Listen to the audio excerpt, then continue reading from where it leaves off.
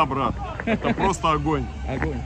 Жаттығу барысы Максим Самородовты көріп тұстар міне. Ертең торпеданың қақпасына тағы да гол соғады деп үміттенеміз.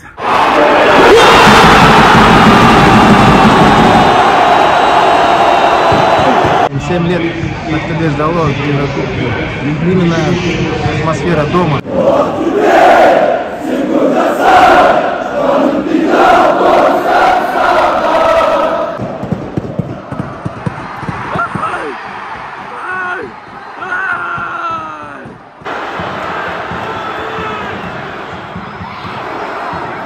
Маевқа ойлану керек. Қайда ойнап жатыр? Ақтөбеде не үшін жүр? Неге келді бұл командаға? Дәл осындай қиын сәтте көмектеспесе, допты алаңнан шығарып алуды мен де білем. Сам виноват, должен был просто низом, хотел пробить, подпрыгнул, мяч не попал. Атмосфера, как всегда, топовая. Игра плохая. 4-1 ничего не значило. Должны были дома выиграть. 7 лет назад, братан, я подавал мячи, братан. Көңіл жоқ қой сен? Жоқ. Не болды? Bir көңілің босап тұрма, жылағың келіп тұрма? Жылағың келіп тұр шамалы. И болельщики, само собой, требовательные, да, таких болельщиков в Казахстане нигде нет. И не знаю, будут ли они когда.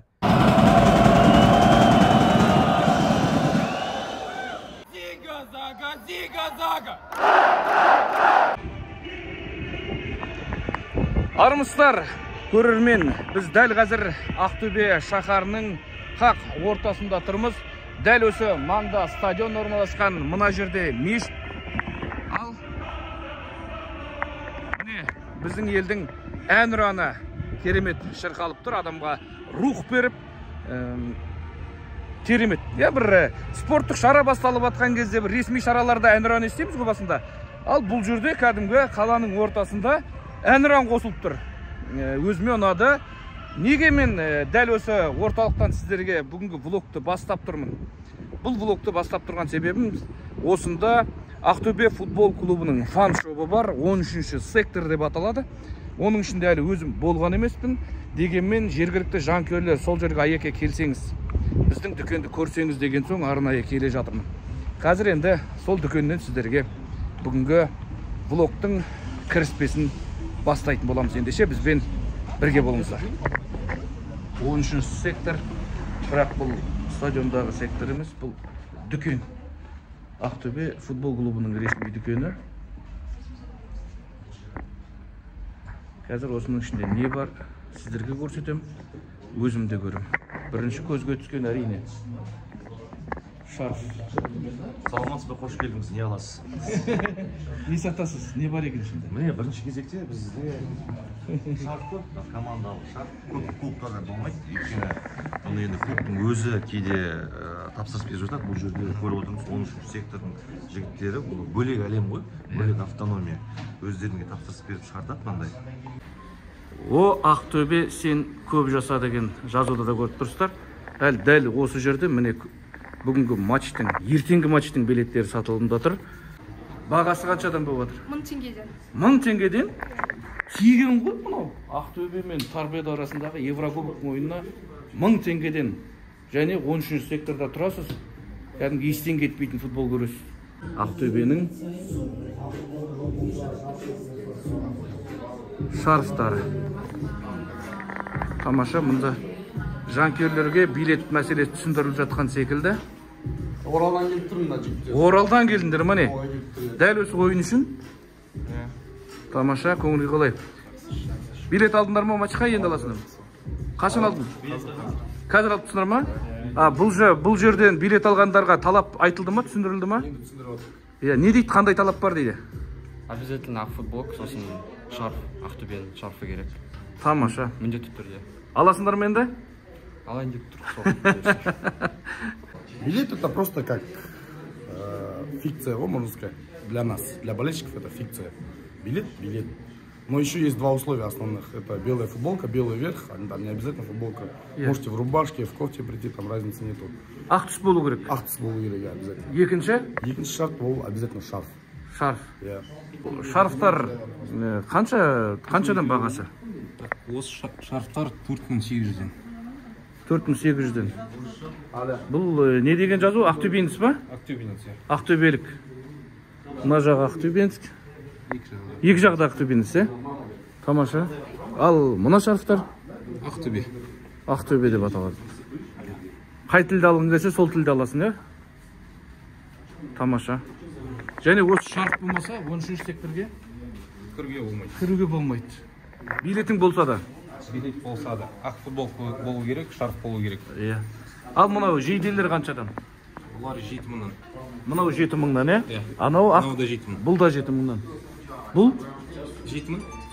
Міне басыма мынандай. Бұны не жеп айтады? Маска ғой, Масканы киіп алдым. Және дәл осылай тұрамда фан секторларда тұрады ғой, бетін жау болады, барабан қолда шарф орап алған. Біз түсіруге болмайды, түр жасап аласың, тұрасың істесің. Жалпы білмеймін, мынандай маскамен кез келген дүниені айтып тұруға болатын сияқты. Егер фан секторлар жаққа жақындап батсам, кейбіреулер енді білем, шетелдіктер түсірме басқа дейді ғой енді ол. Біздің елде емін-еркін айта беру керек сияқты, бір ұлттық өзімізде ерекшелік болу керек қой. Так, бұлайынан ашасың да, бұлай шешіп бересің да, ары қарай жалғастыра бересің. Дәл осы дүкенде мен көзіме түскен тағы бір дүние, дәл осы Панамка, міне 13-ші сектор. 13-ші сектордан біраз байқадым осы жанкөйлердің үстінен, бұған дейін видеодан, ертең стадионда тұрып тағы да көретін боламыз. Егер сіздерді осындай шарф, Панамка қызықтыратын болса, ол да бар. Жалпы бұл дүкенге жарнама жасау емес, бұл қазақ футболындағы осындай клубтарға қатысты дүкенді, фан шопты дамытатын жігіттерге жарнама деп біліңіздер. Сіздер де егер өз клубтарыңызда дәл осындай фан шоп ашатын болсаңыздар, мен өз басым сол жерге барып, дәл осылай дүкендеріңізден влогты түсіруге, ол жердегі барлық жейдешелерді, шарф, кепка болама, не болады, барлығын жарнамалауға, тегін жарнамалауға дайынмын. Міне, бұл жерде тек қана сіздер киім ғана емес, нарда телефонға сіздер чехол алуларыңызға болады. Және наклейкалар бар, брелоктар бар. Байқап тұрсыздар. Әдемі естелік. Және Ақтөбенің тентек балақайы. Ең алғашқы жейделер, Ақтөбе отбасы дейді. Неше тұрып бағасы? 6800 6800 теңге. Айболат, енді өзіңе осы Ақтөбенің жанкүйерін ең ыстық форма қайсы? Ең ыстық осы шығар маған. Өзіңе, ең алғашқы форма қандай болды өзіңде бала кезіңде мысал үшін? Бала кезімде ма? Бізде ауылда форма бар, жоқ отырайық. Қалаға келіп кетті. Жоқ, осы қалаға келгенде Ақтөбенің қандай формасы қолыңа тиді? Дәл сол форманы кеше айтып едім. Мәссаған, міне. Өзіңмен алып жүрсің ба, сонда қалай бұл? Өзіммен алып жүрмін, мен всегда алып жүрмін өзіммен бірге. Соны кешегі сіздің подсказыңызды тыңдап, соңғы подсказыңызды сол жүрекке жақын боласың, мен өзімнің атымнан сізге осы 10 жылдан бері өзімді сақтап жүрген жейдем сізге сыйлыққа ретінде. Шынымен ба? Шынымен. Мәссаған. Ал? Бұл қай жылғысы? 2008 жылға. Араға 15 жыл салып маған келіп тұрмасың да? Рахмет. Біраз кішкентай қолым. Өзіңе сыймай қалды? Өзіңе сыймай қалды. Өзіңе келді жоқ. Бұл шындық, нақты және қазақи сөздерді айтып жүр. Ешкімнен қорықпа. Мынау енді Ақтөбе ұқсап. Ешкімнен қорықпа. Тек қана алға Ақтөбе сенімен бірге. Тек қана шындықты айтып жүр. Тамаша, мынау Ақтөбе жанкүйерлерінің ең қымбат сыйлығы деймін. Маған 15 жылдан кейін жейдеме қолыма тиіп тұр. Ал ол кездері Европада жүрген Ақтөбенің, шулатып жүрген Ақтөбені біз тек қана теледидардан көретінбіз. Міне, сол жейде менің қолымда тұр. Бұйыртса алдағы подкасттарда осы Ақтөбенің жейдесімен барам. Жеңісті күндерде жүздескенше. Бұл да кәдімгі, фанаттарға.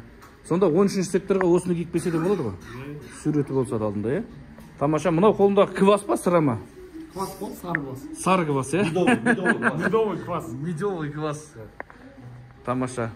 Осылайша міне сіздерге бүгінгі Ақтөбенің фан шобын таныстырып, толықтай өттім деп ойлаймын.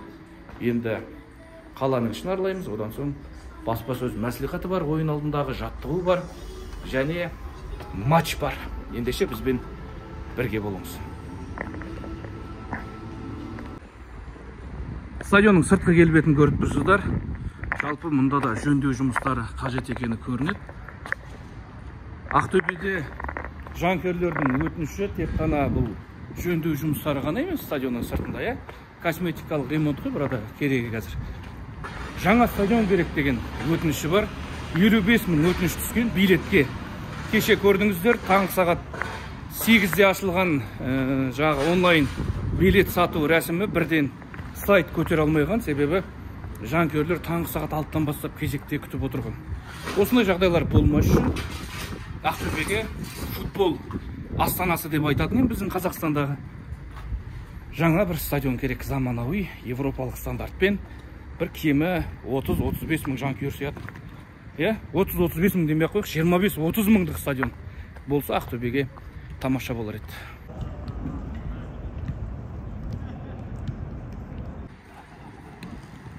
Жаттығу барысы Максим Самородовты көріп тұрсыздар, міне. Ұлттық құраманың ойыншысы. Ертең Торпедоның қақпасына тағы да гол соғады деп үміттенеміз. Арман Кеңесов, ұлттық құраманың жартылай қорғаушысы, Ақтөбенің белді ойыншысы. Қалай, Арман, жарақат қалай?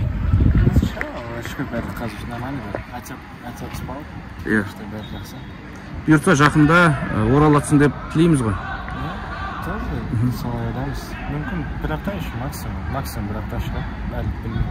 Қайратқа қарсы да шықпайсың ба сонда? Ертеңгі ойында не күтесің? Против Торпедо Кутаиси. Бұйырса отамыз ғой енді. Аллах құлы. Қалап жатса. Команда дайын ғой? Настроение қалай? Нормально, все равно. Ойынға желание үлкен бар. Әр нәрсені аланың қайыры бар енді. Тамаша. Рахмет, алаңға тезірек оралуыңа тілекшіміз. Міне көріп тұрсыздар, бүгінгі Ақтөбенің көшбасшысы ертең ойынға өкінішке орай жарақатына байланысты қатыспайды. Ал мына жақта қатысатын жігіттер байқап тұрсыздар, көңіл күйі керемет. Қазір жаттығу жұмыстарын жүргізіп, барлығы көңілді. Торпедоны бірінші ойында 4-1 ұтқаннан кейін екінші ойыннан да біз жеңіс күтіп отырмыз. Одан соң Қайратпен болатын Ақтөбенің бітіспес қарсыласы біздің елдегі мықты ойын болады. 6 тамыз күні Қобыланды Батыр атындағы стадионға барлық ақтөбеліктердің келетіні белгілі. Шақырудың қажет жоқ. Билетке онсыз да бүгіннен бастап қазір кезекте тұрған шығар жанкүйерлер. Жеңісті күндерде жүздесейік. Айбек Қабылша YouTube арнасына бізбен бірге болыңыздар. Біз влогтар қарай жалғастырамыз. Ақтөбе облысы әкімдігінің маңы дәл осы жерге бізде келе жатырмыз. Бүгін ойын күні. Ойынның басталуына санаулы сағаттар ғана қалды. Үстімізде Ақтөбенің жейдесі. Ал бұл маңда кім бар? Бұл маңда 13-ші сектор жиналып жатыр. Міне көріп тұрсыздар. Ендеше дәл осы жанкүйерлермен бірге бізде бүгін шеру жасайтын боламыз.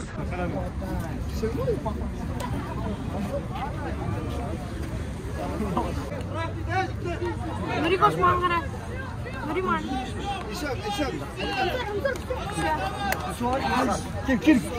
Kil. Ulan alarım.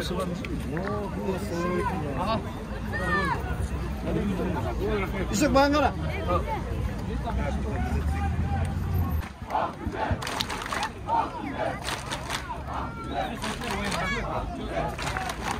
Kaçımız getir, koyunuz anladım. Çok güzel, değil mi? Foto mu, video mu? Foto.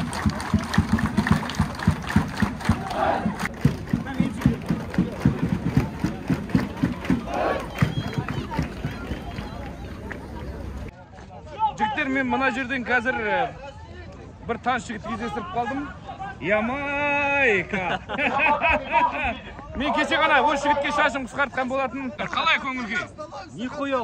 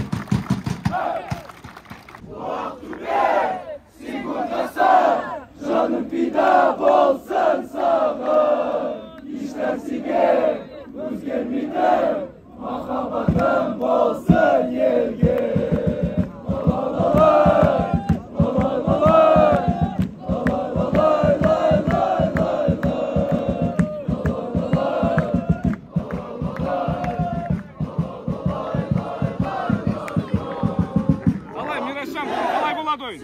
Әдемі болады, жеңеміз құдай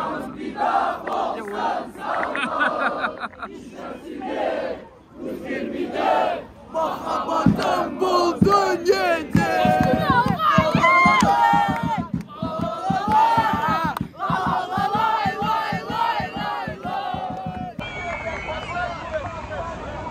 Тойдың болғаннан боласы қызық дейді қазақ. Міне біз шерудің де бас алатын сәтіне келіп жеттік. Жаңа дайындалған сәттің барлығын көрдіңіздер. Ал мен сіздерге менің дәл осы Ақтөбе қаласында табылуыма және осы влогтың сіздерге жол тартуына себепші болған Олимпет букмекерлік контора екенін айта кетейін және өзімнің демеушілеріме алғыс айта отырып сіздерге бізбен бірге болыңыздар дегім келеді. Это чума, брат. Это просто огонь. Огонь.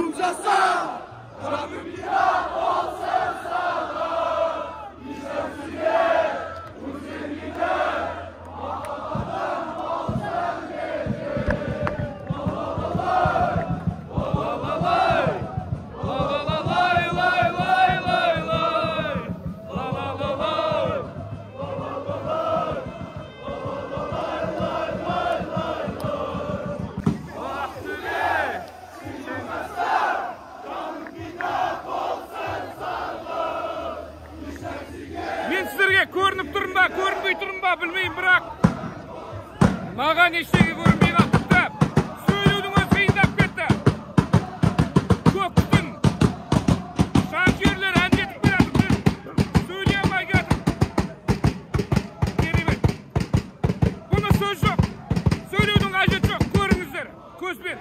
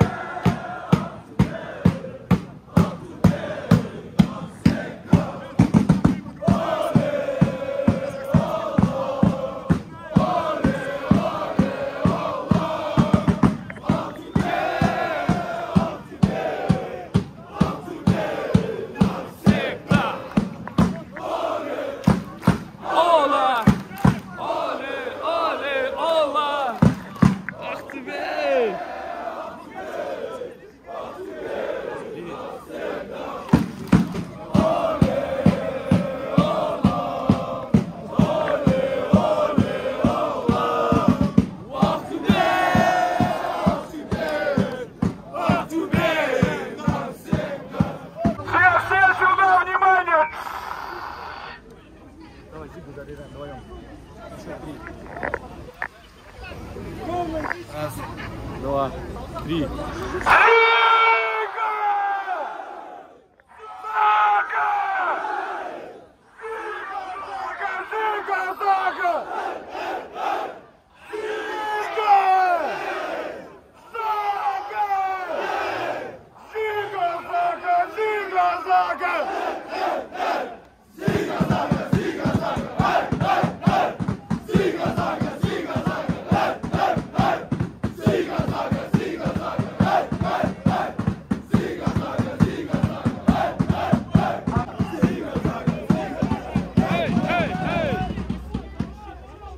Қазір жанкүйерлер адымдап, қадымдап стадионға жақындап қалдық. Әлі матч басталған жоқ, бірақ біраз эмоция кетті. Дәл осы шеруді көру үшін Ақтөбеге келдік қой. Бүгін Ақтөбе, Торпедо, Кутаиси.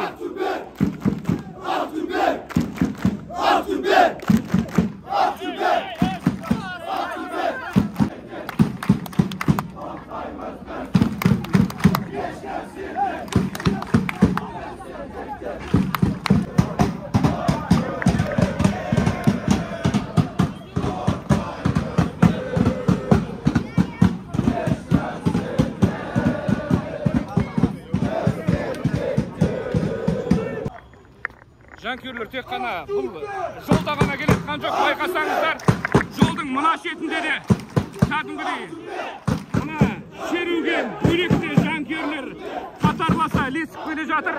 Ал мына жақта шерудің алдына түскен көрермендер қаншама, қараңыздар.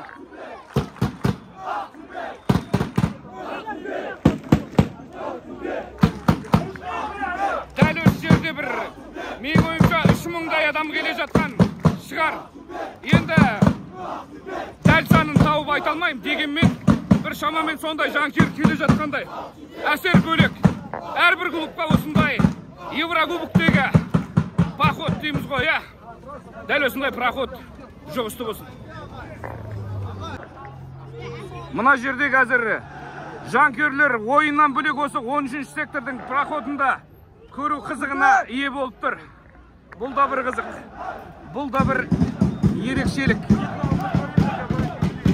Міне қараңыздар, қаншама қала тұрғыны дәл осы маңда жиналған.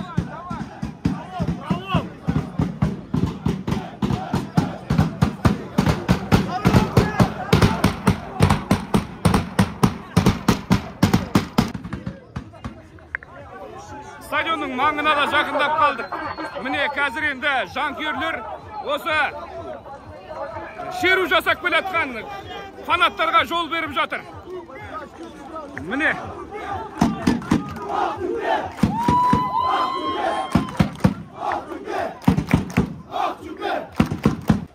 Әдемі. Тамаша. Біз мына жерде жанкүйерлер келетіп, бір Қазақстан, бір отан бізде. Сондықтан Тобылдың да Базелдің қақпасына гол соғып есеп айырмасын қысқартқанын сүйінші сұрап айтып келе жатыр. Міне, қазақ болып жұмыламыз. Қазақстан Еврокубокте біргеміз. Ебать, Қайрат, ебать! Жоқ, енді Қайрат жайлы айтып атқанға менің қатысым жоқ. Бірден айтып қойын. Ақтөбе сегодня должен выиграть. Хотя бы один гол хватает нам, и все. Дальше проход, и все. Я болею за Ақтөбе. Міне, әйгілі 13-ші секторға да жеттік. Дәл осы жерден қазір көрермендер ішке кіретін болады, көріп тұрсыздар. Ақтөбе!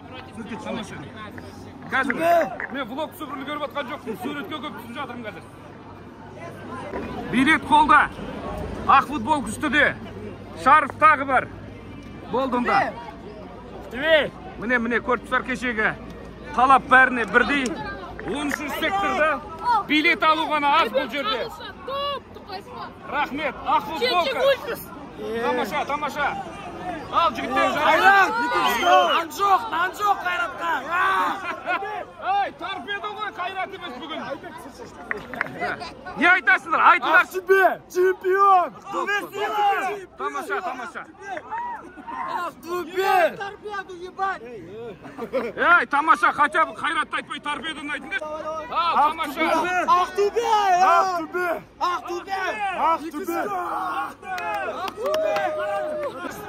Давай.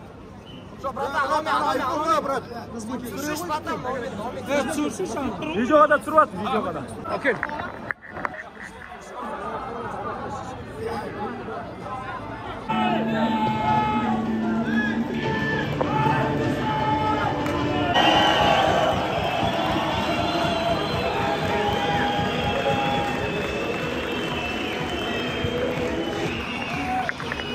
Жанкүйерлердің ықыласы керемет, ризамын.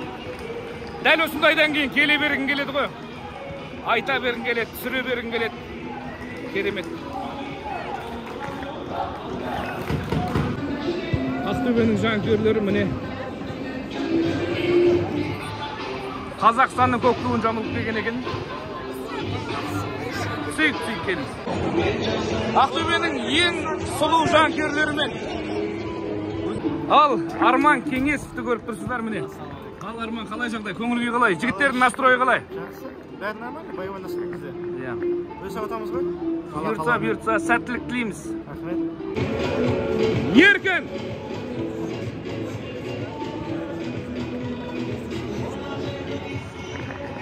Еркін әріптесім бүгінгі ойында түсіретін операторлардың қатарында Астанадан Ақтөбеге келген телевизионщиктердің бірі.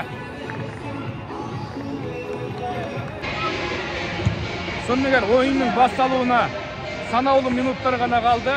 Ал мен дәл осы маңнан жігіттердің жаттығуын бақылап тұрған Ақтөбе командасының бас бапкері Андрей Карповичімізді алып отырмын. Андрей, былай дейміз. Желаем удачи. Пусть после игры также вас поздравим с победой. Я надеюсь, что ребята все это понимают. Ждем матча. С нетерпением. 7 лет Ақтөбе ждало Еврокубки. Именно атмосфера дома.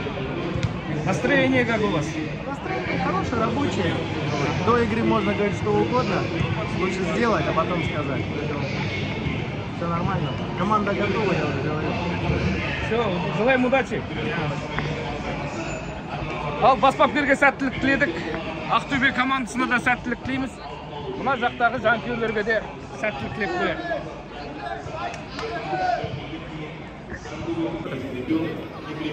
Братан, осы мына ту саған Ақтөбе жанкүйерлерінің атынан естелік. Сенде үшін шүмерек болуы мүмкін, бірақ біздің көздің қарашығындай сақташы, ама Ақтөбені әрқашан осылай қолдап жүре бер. Шын жүректен Ақтөбе жанкүйерлер мойныңа алып бас, братан. Все, міне жанкүйерлердің сыйлығы бұйыртса менің үйімнің бір төрінде ілініп тұрады. Все, рахмет. Ақтөбелік жанкүйерлердің ықыласына ризамын. Қолынан келген, қолында бар сыйлықтарын өздері үшін қымбат сыйлықтарды ұсынып жатыр. Ендеше осы жанкүйерлердің пейіліне беріп командасы Европа конференция лигасының топтық кезеңіне жетсе екен деп тілейміз. Ал міне Ақтөбе футбол клубының жігіттері. Дима, удачи! Стас! Әлбек, жарайсың! Сәттілік! Жанкүйерлер міне. Атмосфера қалай сіздерге? 13 сектор міне ақтақ көп киініп отыр.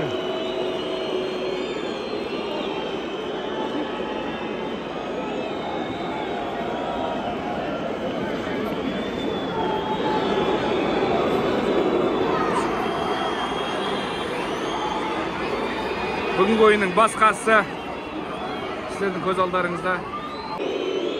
Мына жақта Торпедо Кутаисидің ойыншылары келе жатыр. Және олар дәл осы стадионға жиналған жанкүйерлердің алдынан өтуде. Сондықтан қазір қиғулап ақтөбеліктер грузиндерге қайда келгендерін есіне салып қойып жатқандай.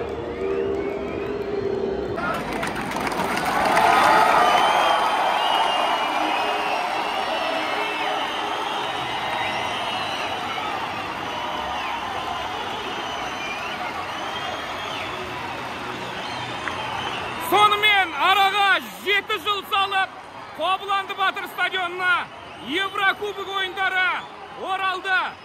УЕФА конференция лигасы. Ақтөбе, Торпедо Кутаиси. Қарымта матч.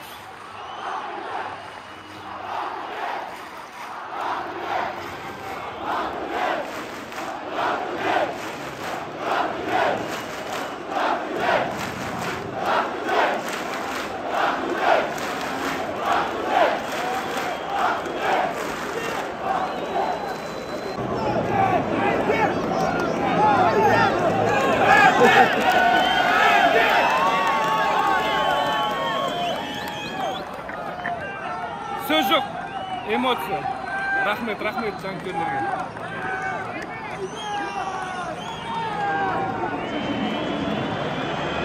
Қос команданың капитаны қол алысты. Тәжірибе тарту рәсім болады. Кім бірінші болып ойынды бастайды? Кім алаңның қай бұрышын таңдайды? Қазір көреміз. Дима допты таңдады. Ал торпедо ойыншылары мына маңда 13-ші сектор жақта қалатын болды. Ал мына жақта жанкүйерлер.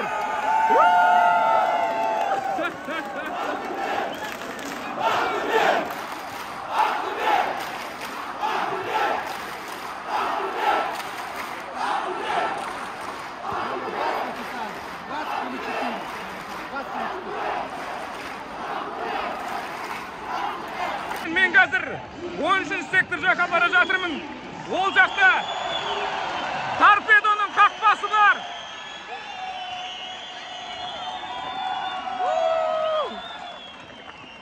Торпедоның қақпасы бар. Сол жақ ақтөбеліктер гол соғады деп. Голды рәсімдейін деп бара жатырмын.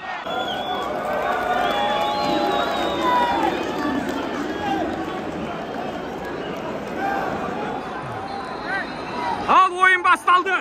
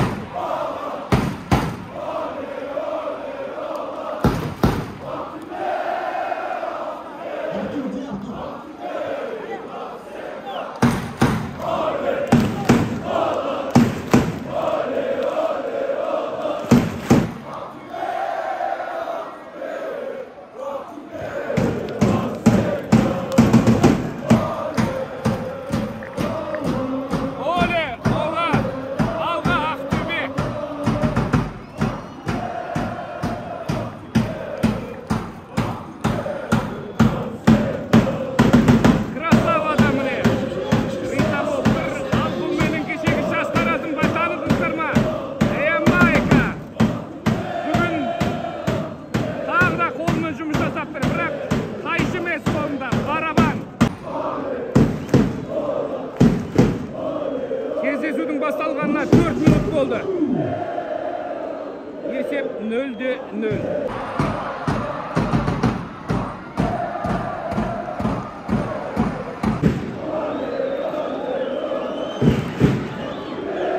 Дмитрий Шамко допты ауттан ойынға қосады.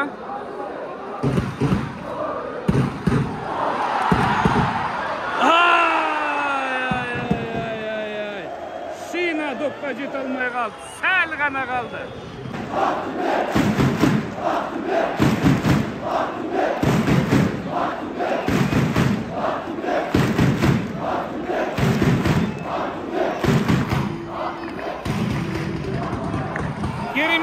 Керемет әсер. Ақтөбенің жанкүйерлері қазір командасын жан жүра қолдап жатыр.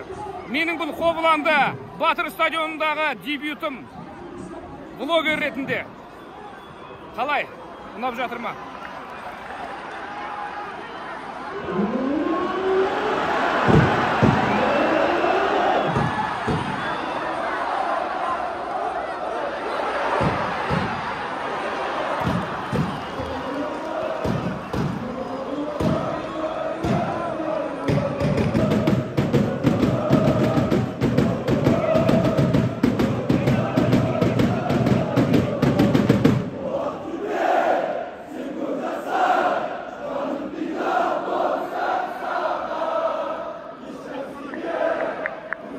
Жалпы Ақтөбе жаным пида болсын саған деген сөз мағынасына тереңіне үңілетін болсаң ол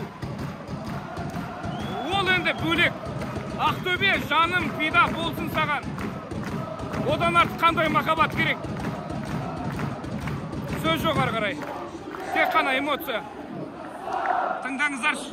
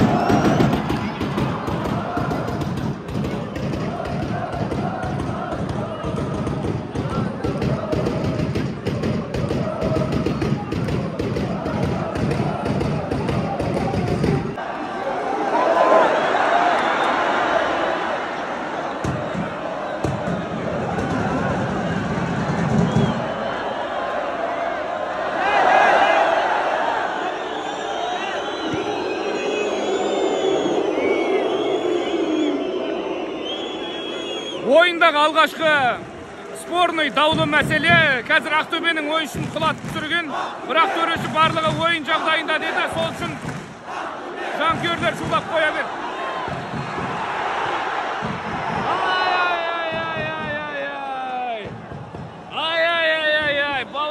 Бауыржан, ойыннан тыс қалған екен, ойыннан. Бәсе неге тебе салды десем?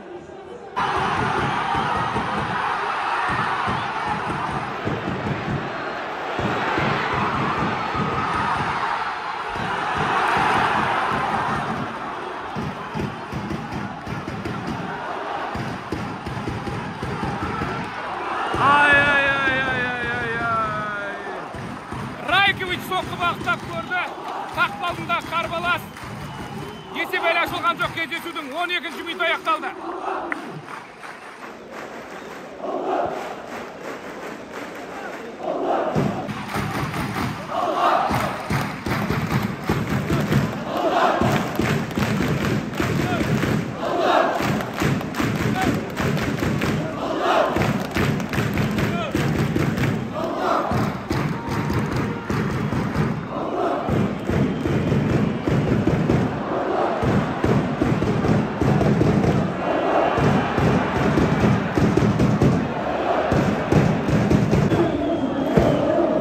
Нөмірдегі грузиялық мұна жүгірмек жаңа самородовтың басынан төгіп кете сақтады. Соған кәрі рефери ескерту жасап жатыр. Өткені Максим ашуланып рефериге айтты. Көшеде жүрміз ба деді ау деймін.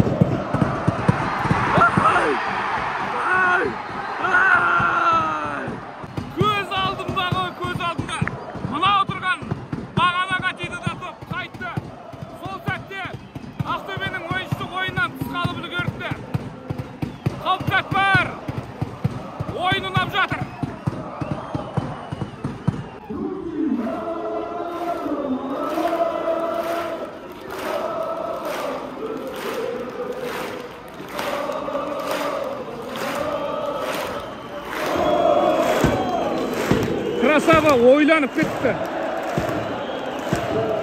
Көзіне жас алып тұр ғой деймін. Туған жерін сағынып кетті мекен әлде? Ақтөбе дегенде жүрегі ел жүреді ме? Ал, барабандар бастады міне.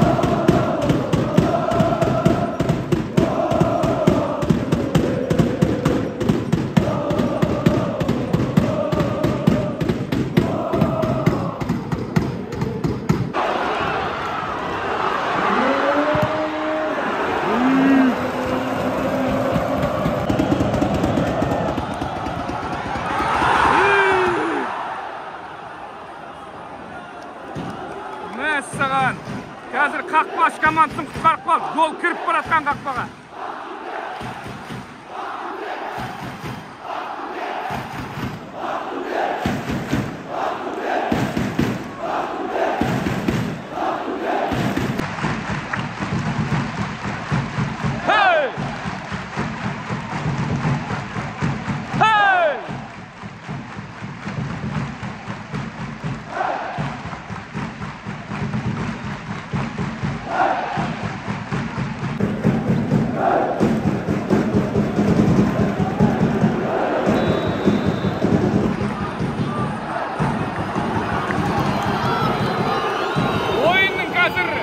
Алғашқы жарты сағаты артта қалды. Төреші бірінші болып ескертуді қазір Ақтөбе ойыншысына берді. Ал менің жанымда осы біздің Ақтөбеге келуімізге себепші болған, түрткі болған шақыртушылардың бірі Әсет. Ақтөбе футбол клубының медиа офицері. Қалай? Ассалаумағалейкум, барлықтарыңызға өте керемет өтіп жатыр. Бүгін керемет атмосфера, жақсы көңіл күйде. Ақтөбе командасы әлбетте бүгін жеңіске жетеді деген ойдамын. 7 жылдан кейін Ақтөбеге Еврокубок келгенде сен осы клубта жұмыс жасап жатқан қалай, бақыт па? Мен үшін бұл үлкен бақыт. 7 жыл бұрын мен осында келген кезде ол арман болатын, біз осында жұмыс істеу. Сен қарапайым жанкүйер едің. Қарапайым жанкүйер едім. Ол кезде 10-шы сектордың ортасында отыратын едім. Қазір шабуыл келе жатыр. Ақтөбеліктер алға шығады деген ойда. Ал кеттік. Жоқ. Бұл жолы гол үлгермеді. Мен де сенің жақсы әнің болайын. Ақтөбе.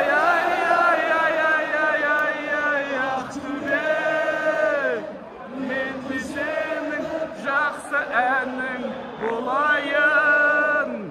Ақтөбе. Мен де сенің жақсы әнің.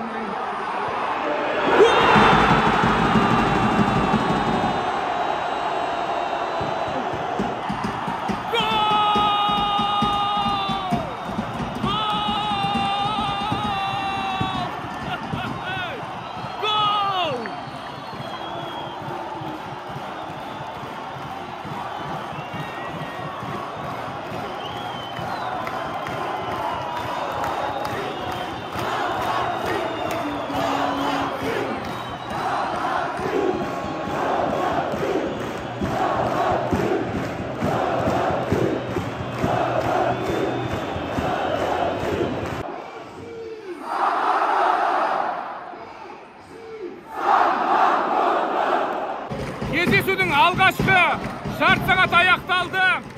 Ақтөбе алда Максим Самародов, Ақтөбенің тумасы, Ақтөбе футбол мектебінің түлегі.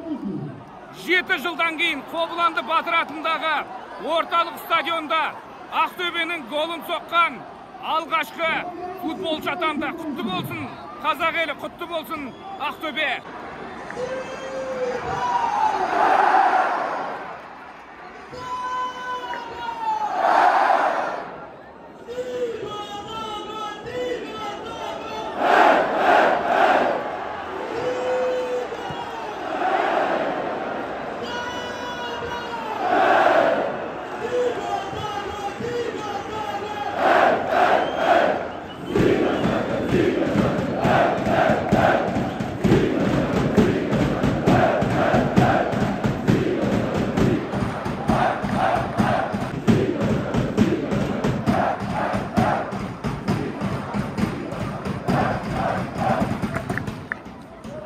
Алсын, оригиналсын қалғаны, оның көшірмесі дейді ма? Міне, Қазақстандағы Зига Заганың тұсауын кескен, біздің елге Зига Заганы әкелген жанкүйерлер.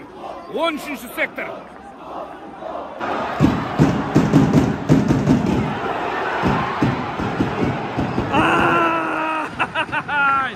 Кіріп баратыр еді мұнау. 9-қа топ өте қалайын деп атқан қақпашық ұзын қолдармен қағып алды, айтпегенде бар ғой. 2-0 болатын еді. Ал есеп қазір 40-шы минут болды, әлі өзгеріссіз.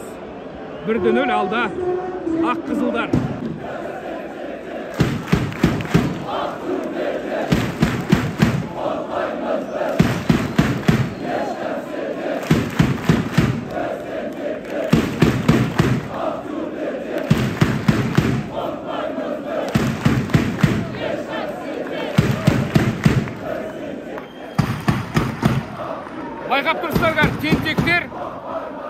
Негізі бүгін ойынның шарты бойынша қалай еді? Үстінде ақ киім болады, қолында шарф болу керек. Бәрінің қолында шарф бар, бірақ бәрінің үстінде киім жоқ қазір. Көбінің үстінде шешініп тастаған. Бұл да бір осы 13-ші секторда ойын барысында болып тұратын талаптардың бірі. Бәлкім жанкүйерлер өздігінен жасайды шығар. Қалай? Сіздерге бұл көрініс.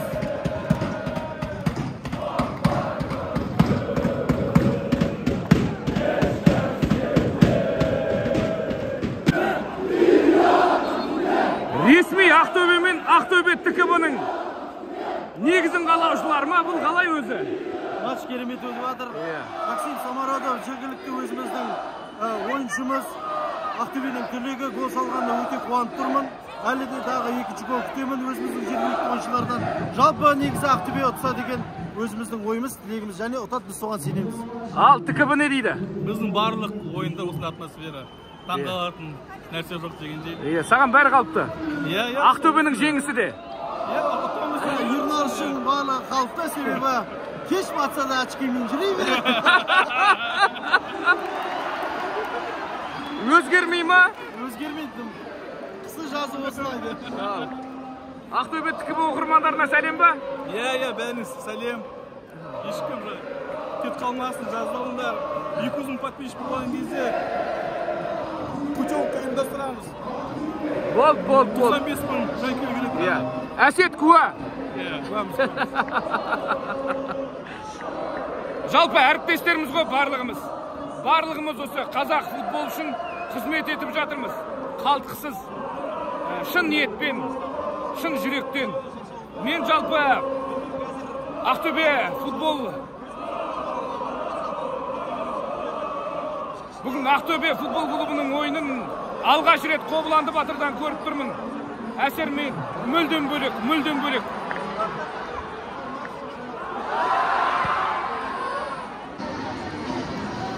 Сонымен кездесудің алғашқы 45 минут аяқталды. Есеп 1-0. Ақтөбе алда. Керемет атмосфера. Бізбен бірге болыңыздар. Айбек Қабылша YouTube арнасында.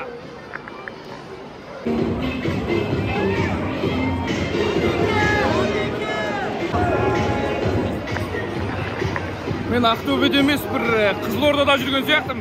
Өзімнің туғандарымның туған ауылымда, кіндік қаным тамған жерді. Рахмет Ақтөбелік жанкүйерлердің дәл осы ықыласына ризамын, ерекше. Жүректе барлығы. Алғашқы әсер, алғашқы көзбен көрген дүние ешқашан ұмытылмайды. Жанар көрді көздің қарашығында. Жүректе сақталады. Жанкүйер ретінде. Рахмет. Өзіңіз Ақтөбенің жанкүйерсіз. Туған жеріңіз 67 жылдан бері. Туған жеріңіз қай жақ? Арал. Арал Қызылорда. Абаттың жерлесі. Менің жерлесім. Ақтөбенің жанкүйерлері сәлем айтып жатыр. Ардагер жанкүйерлері. Аман болыңыздар ағалар. Сіздер барда ешқашан біз қартаймаймыз. Ал бұл жас жанкүйерлердің бірі. Уағалейкум сәлем, көңіл-күй қалай? Жақсы. Қалай ойнап жатыр Ақтөбе? Алға Ақтөбе. Ой, молодец. Ағай, Жумаевтың футболкасын сұрап жіберіңізші. Жоқ, мен футболка сұрамаймын. Алға Ақтөбе. Рахмет. Міне ішкер жанкүйерлер маған суретке түсір деп жатыр. Қалай көңілін қалдырасың? Үлкен кісілерді. Сондықтан блоктың ішінде болады әрине мұндай сәттер. Ағалардың көңілін қалдырмаймыз. Үлкен сыйлап өскен қазақпыз. Үлкендеріміз аман болсын, сонда біз жас боламыз, бала боламыз. Қазақ ел аман болсын.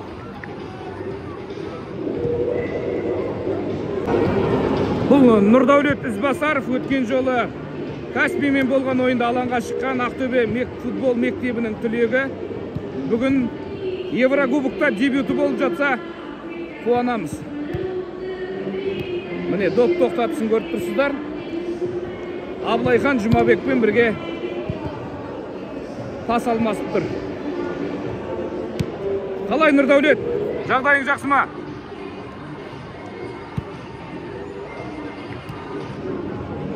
қазір Нұрдәулеттен сұхбат алатын мүмкіндік болып жатса, сіздерге алып беремін.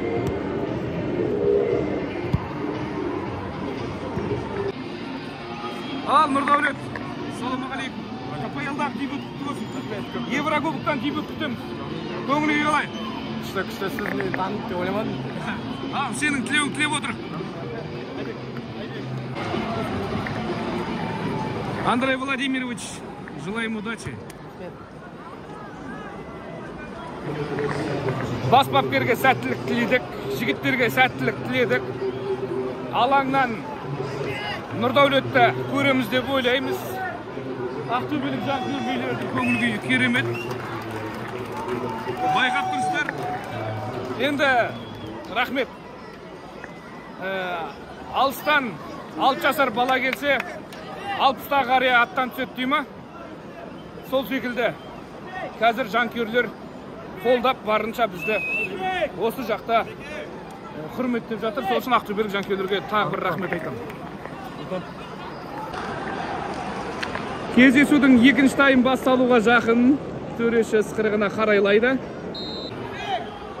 Ойын қалай болып жатыр? Күшті болып жатыр.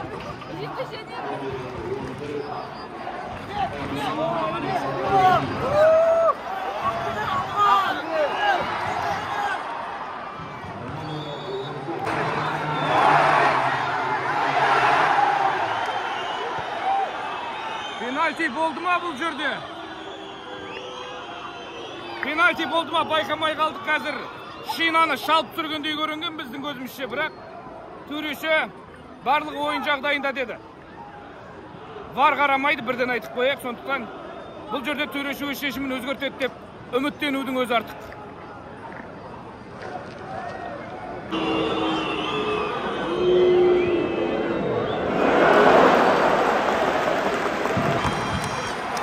Тамаша қазір Стас Покатилов әдемі сейв жасап, қақпасын голдан құтқарып қалды.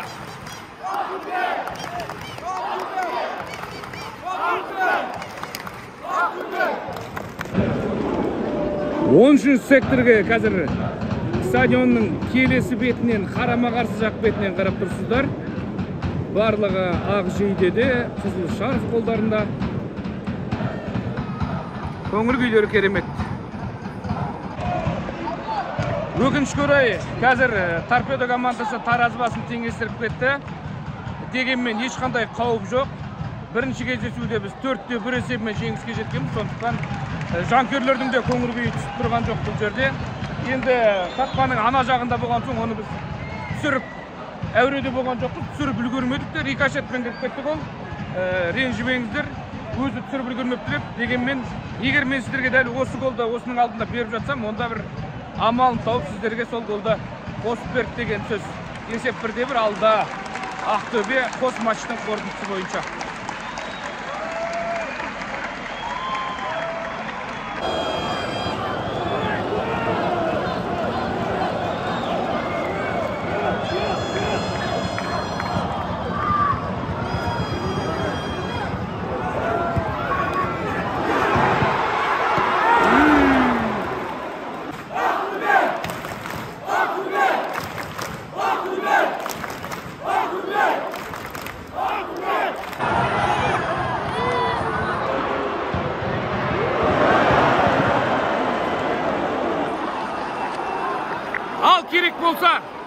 Керек болса, есеп 1-2 торпедо алға шығып кетті. Ақтөбе босаңсып кетті ма, не болды? Болмайды бұлай босаңсуға. Қобыланды батырда атылуға болмайды. Мұнандай жанкүйерлер бүгін командасының жеңілгенін көруге келген жоқ.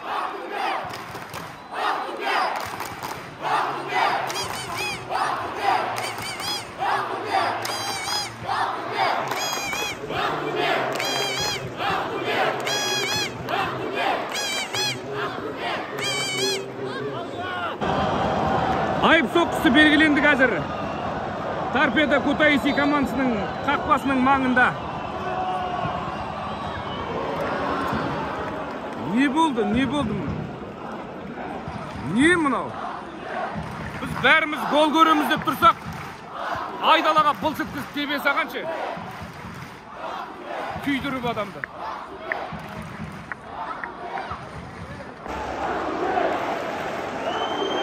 торпедо қорғаушысының өкінішінде шек жоқ қазір. Міне көріп тұрсыздар. Командасын подвалить етті. Жоқ жерден 2 ескерту алды. Айып соққысы.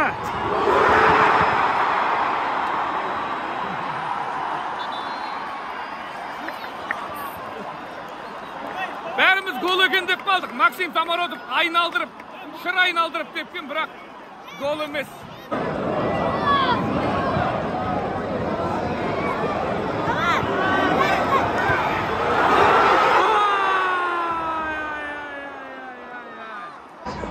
Ақтөбе соңғы минуттарда қарқынды арттырды. Ол түсінікті. Қарсыластың бір ойыншысы кем.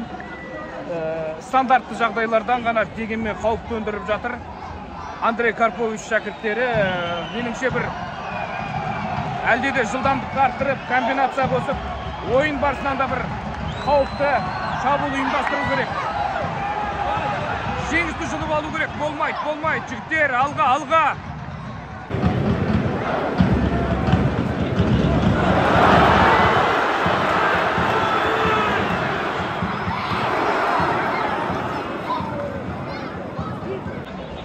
Умаев дұрыс демеді қазір. Бір қорғаушыны алдайым деді де допты тіпті алаңның сыртына шығарып жіберді. Бұлай ойнауға болмайды Ақтөбенің ойыншысы Еврокубок барысында. Сондықтан Умаевқа ойлану керек. Қайда ойнап жатыр? Ақтөбеде не үшін жүр? Неге келді бұл командаға? Дәл осындай қиын сәтте көмектеспесе, допты алаңнан шығарып алуды мен де білем.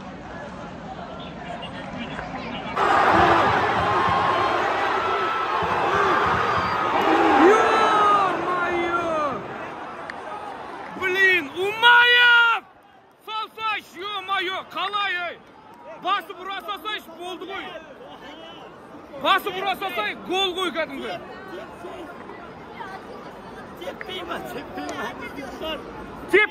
Тепті қой.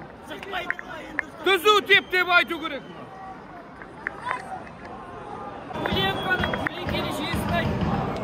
Алға, Айбек, молодец.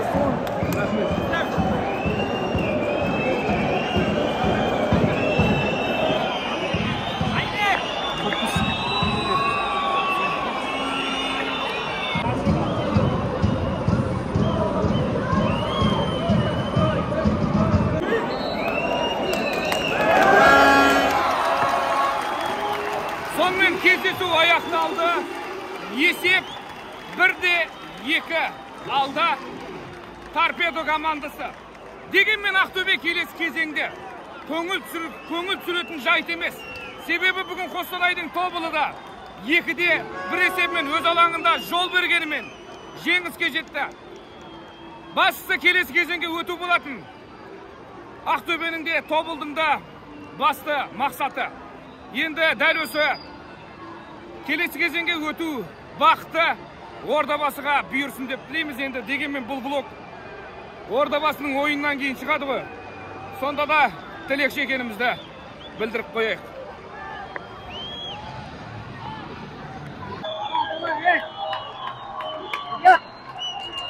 Пойдем все вместе. Куда Истопа побежал? Пошли, надо поблагодарить болельщиков. Полный стадион пришел.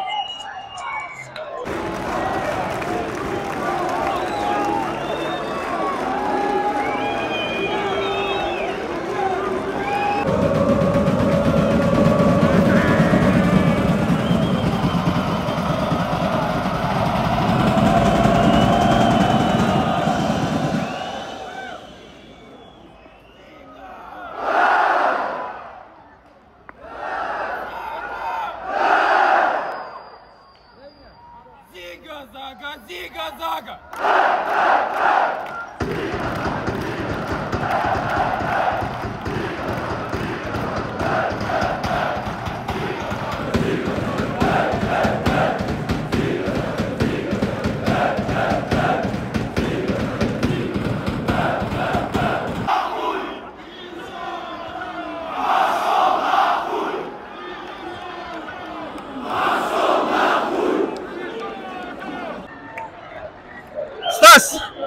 Поздравляем с проходом в следующий этап. Как оцените сегодняшнюю игру, атмосферу? Что скажете? Атмосфера, как всегда, топовая. Игра плохая. Сами видели, 2-1 проиграли. Торпедо чем-то удивила или это недооценка?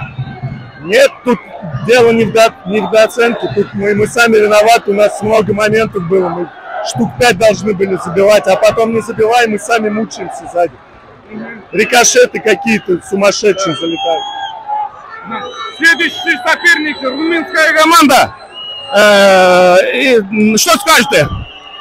Пока ничего не знаем, будем смотреть на теориях, разбирать, знакомиться. Спасибо, удачи. Спасибо.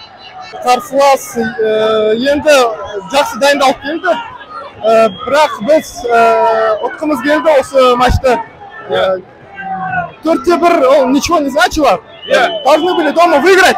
Үйге келіп ұтқымыз келді. Бірақ көп ойын болып отыр. Бізде Қазақстанның премьер-лигасында сол үшін біз кішкене күшіміз жоқ болып,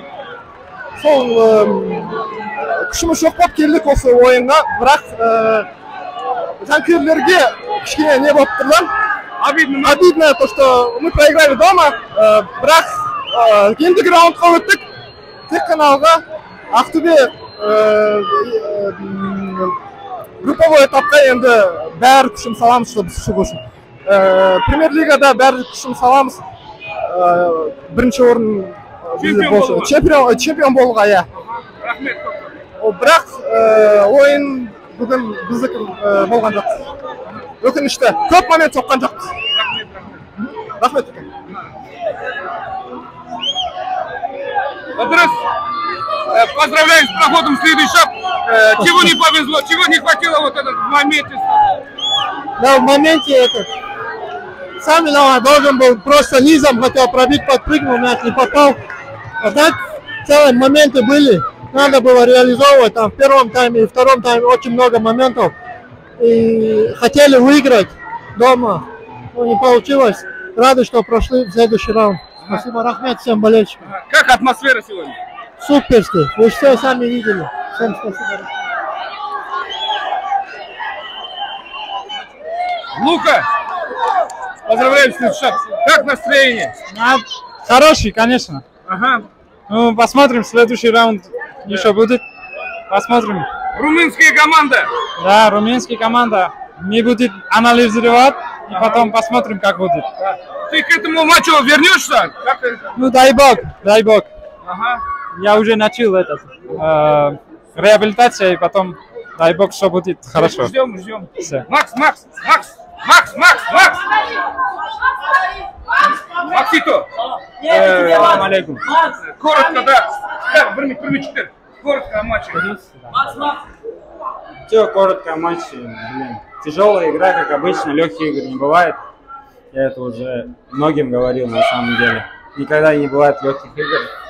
Ну, что получилось, то получилось. Прошли дальше. Обидно, что проиграли. Не порадовали своих болельщиков победой, то, чего они ждали. Но огромное им большое спасибо за эту великолепную поддержку. Они, как всегда, самые лучшие в Казахстане. 7 лет назад здесь последняя игра была на полплане Еврокубка. Как эмоции были после 7 лет? 7 лет назад, братан, я подавал мячи, братан. Не знаю, что сказать, если честно. Но, конечно, все рады вернуть Еврокубки в наш город. А про свой гол что скажешь? Ничего, ударил, забил, что еще сказать. Ничего сверхъестественного. А после перерыва какая-то недооценка была или это Торпедо чем-то удивил? Да нет, ничем не удивил. Возможно, мы где-то подсели чуть-чуть, просели. Из-за этого, я думаю, такой результат. Как была атмосфера болельщиков? Я уже сказал, все было шикарно. Все, спасибо.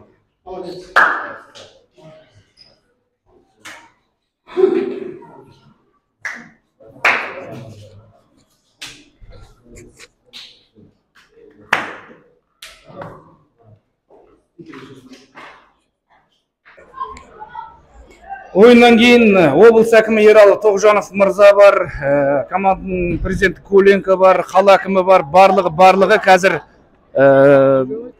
раздевалкаға кетті. Командаға айтатын бір өздерінің бір уәжі болуы мүмкін, облыс әкімінің көңіл күйі жоқ екенін байқағансыздар, сол секілді Ақтөбенің де жанкүйерлерінің көңіл күйі жоқ секілді. Қазір мен сені түсіріп алайыншы. Міне біз Ақтөбенің жанкүйерін көріп отырмыз, ол өзінің орнын жинап кетіп жатыр. Бұл үнемі осылай жасайсың ба, әлде бүгін бірінші рет па? Бірінші рет қой, енді дәл осылай, енді жаңа жүремін осылай. Жинап жүруге тырысасың ба осылай? Ал. Ойын қалай болды?